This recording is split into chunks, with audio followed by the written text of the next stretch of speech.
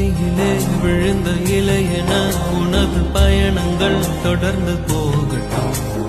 அலை வரும் அடுத்த திருப்பத்தில் உனது